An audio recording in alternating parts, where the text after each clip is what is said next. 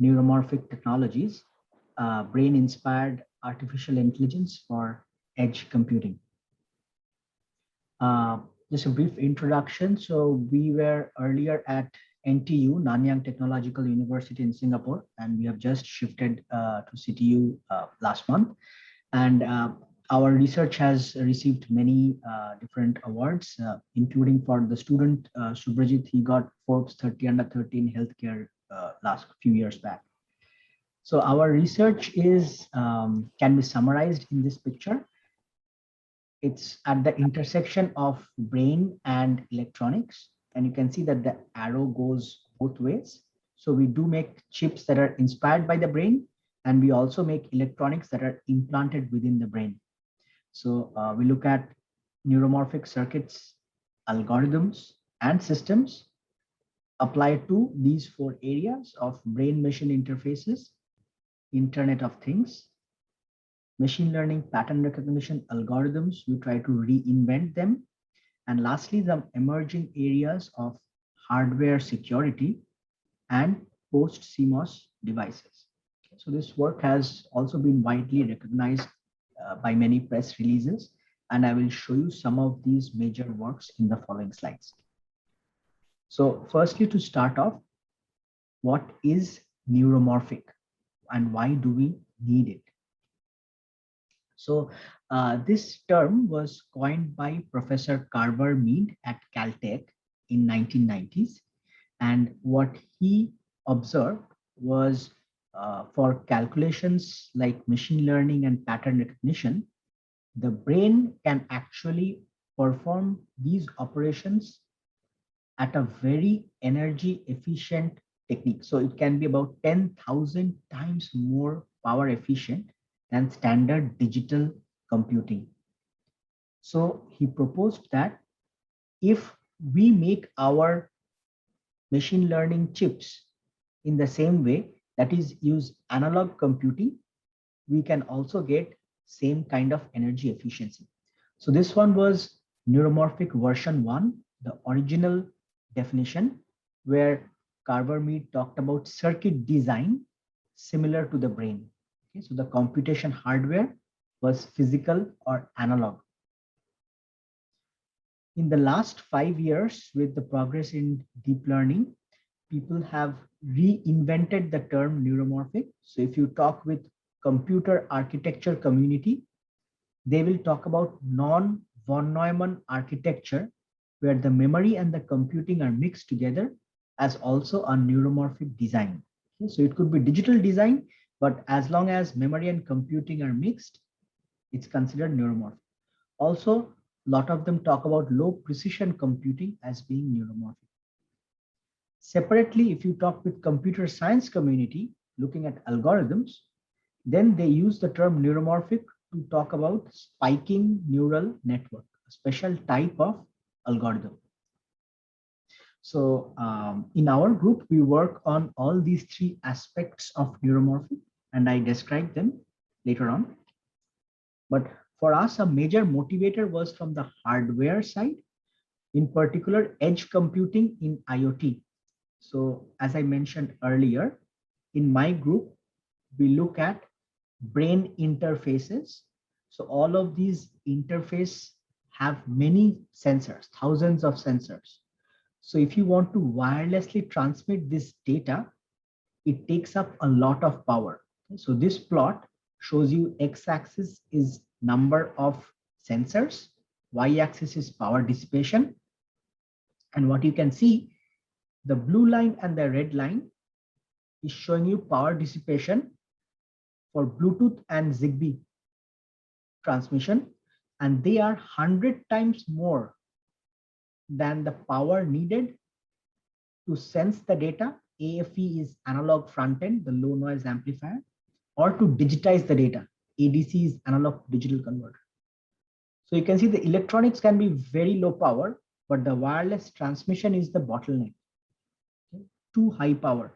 Why is this a problem? If you are making an implant that is going into the brain, you cannot open the brain again and do replacement of batteries. So the power dissipation has to be very, very low. So the solution is to compress the data by edge computing. How to do that? By putting intelligence into the sensor device. So IoT now becomes intelligence of things. So the machine learner now has to be on chip and has to be very low power. So of course, the question is, why not use standard digital chips? Okay. So if you look at digital processors, this is showing you a plot of energy efficiency versus time. And you see digital processor energy efficiency is saturating.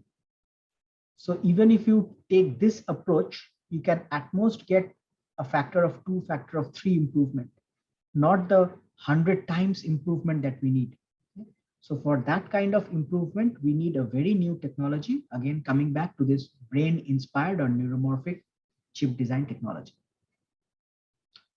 Okay, so now I'll talk about the research overview in our group. So broadly, I can talk about 4 things: technology part and the application part. So in the technology part, firstly, brain inspired algorithms. In our group, we look at insight from neuroscience to see how we can modify traditional machine learning algorithms or traditional ANNs, artificial neural networks. In particular, we look at a lot of dendritic processing, which is sort of looking at wave computing kind of solutions.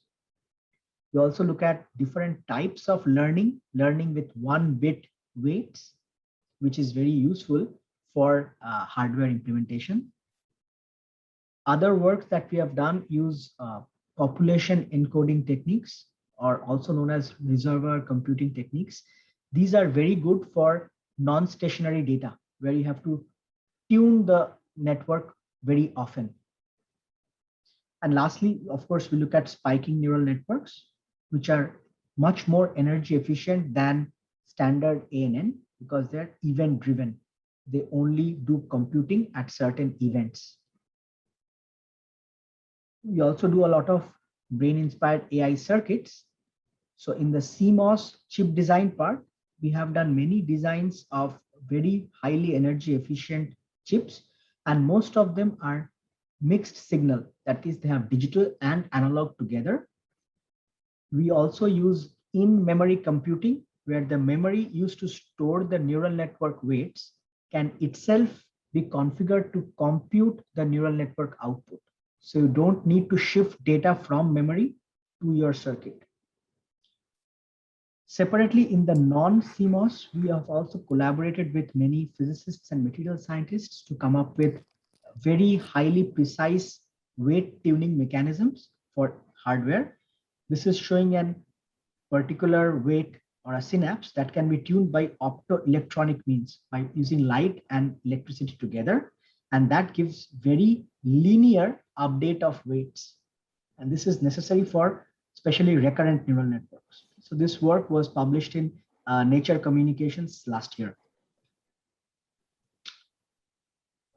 In terms of applications, as I mentioned, my group does a lot of brain-machine interface, which is a case where patients who are paralyzed cannot move their arms or legs. We can use these chips to detect their brain signals, and the patient can use this chip to communicate directly with a wheelchair or with an artificial hand. So it's a very necessary prosthetic device. And in our case, we design chips like these that can be used to record data and then classify what the person or what the animal was thinking about.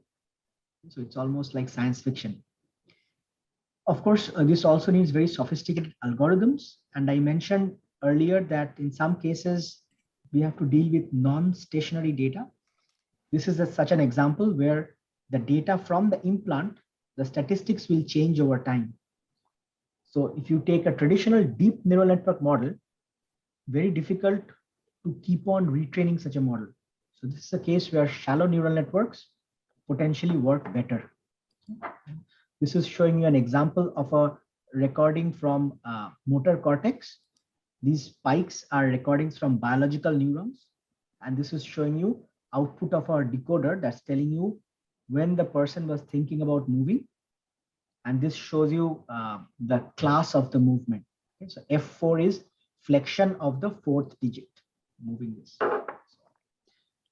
The last application is Internet of Things, but specifically looking at cameras. And in this case, we have this specific use case of neuromorphic cameras where the pixel is only sensitive to motion. So we used it for monitoring traffic in this case. And you can see most of the scene is empty. We are mostly getting data from the moving objects, in this case, the cars. Okay.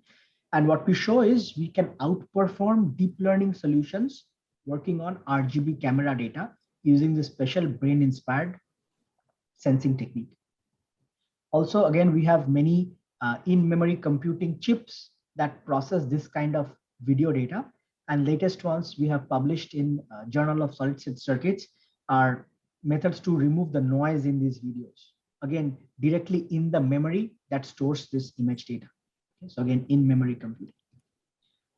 Okay, I'm running out of time. So lastly, I'll just briefly mention a few of the future directions where we are looking at. For the brain-machine interface work, as I mentioned that because the data keeps on changing, we are trying to now come up with implants that can track it by using some kind of reinforcement learning technique. So basically the implant is also learning along with the user. There are many challenges in this. Particular one is how do you know what is the reward signal or the error signal for the RL algorithm. Secondly, we are looking a lot at touch now. If you look at deep learning, people explore vision and audition a lot, which is eyes and ears. But what about the touch, feeling of touch? That's very difficult to do because there are challenges in both sensors, learning, and fusion techniques. So we have come up with new sensors. And this was published again, Nature Comms last year, that can actually work a lot like human skin. Okay, so they can also do self-repair. So they're very robust. And now we are trying to make a model of these kind of sensors and use AI to train big robotic systems that can use novel tactile sensors like these. Thirdly, we are looking at a lot at hybrid AI architectures. We're starting to look at. So hybrid AI is a case where we have a physics model plus a machine learning working together. And the reason for doing this is now you can learn with less data. So for this hybrid AI, the major hardware bottleneck is how do you implement these physics equations, basically differential equations, partial differential equations. So we can actually implement these using analog circuits, what we call a field programmable differential equation solver. It's like a counterpart of FPGA. And again, for that, we use flash memory devices to do these kind of circuits. And lastly, the last part that we are looking at now is combination of machine learning and hardware security. Basically, any of these machine learning systems that you deploy on a hardware, you can always have somebody attack this system. A malicious person can try to attack the system and get your data. So how do you protect your neural network from these kind of attacks? Okay? So our latest papers in ICCAD this year is about cold boot attacks and how we can use knowledge distillation to clean out the results of the attack.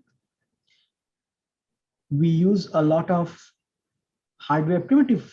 We make these circuits called physical unclonable function. So we have made it using flexible material recently. Again, this was published this year in Nature Comms. And lastly, we also look at spiking neural networks and look at adversarial robustness for these kind of systems. So with that, I'll stop my presentation. I might have a minute or two to take questions, but if you're interested, please do email me at this email address with any other questions you have about our research. So thank you very much.